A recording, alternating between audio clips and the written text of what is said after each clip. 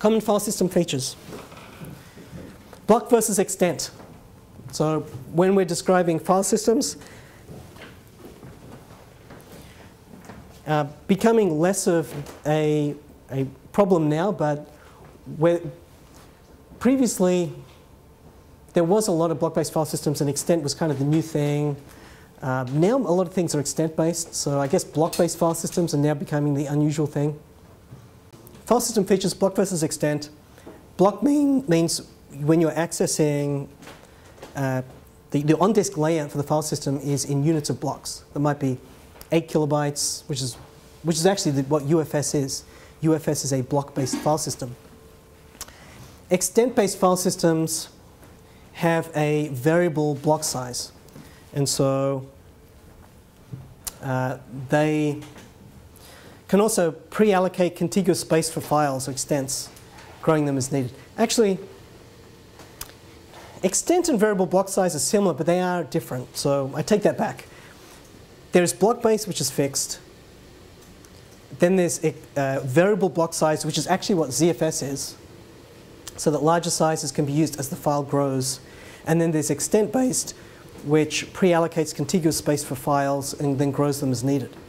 And that costs a lot of space overhead, whereas block-based seems to be a good middle ground for this.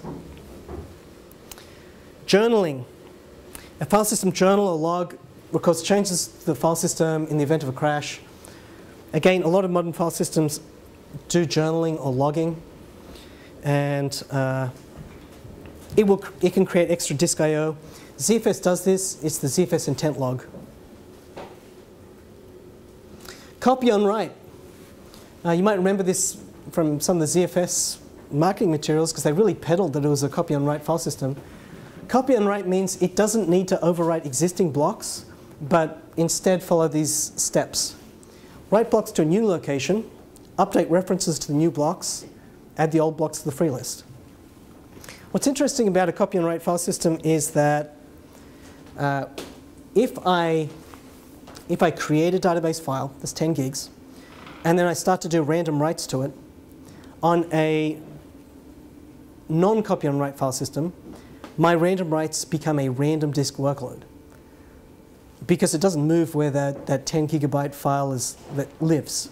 But with the copy on write workload, when I'm randomly updating, it doesn't write it to the original locations.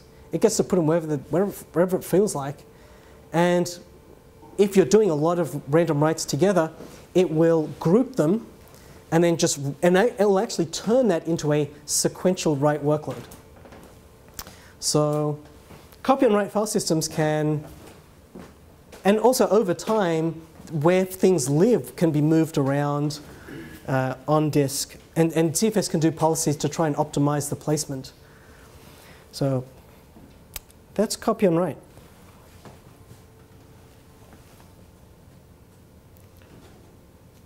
Copy and write is part of the reason ZFS doesn't necessarily get fragmented. Scrubbing. That's a file system feature that asynchronously reads all data blocks and verifies checksums to detect failures as early as possible. And so ZFS can do scrubbing. Scrubbing is important to be aware of because it will just issue disk I/O when no application is requesting it. And it's like, what's going on? Why are my disks rattling? And the reason is it's doing a scrub. It's just checking for any sort of failures.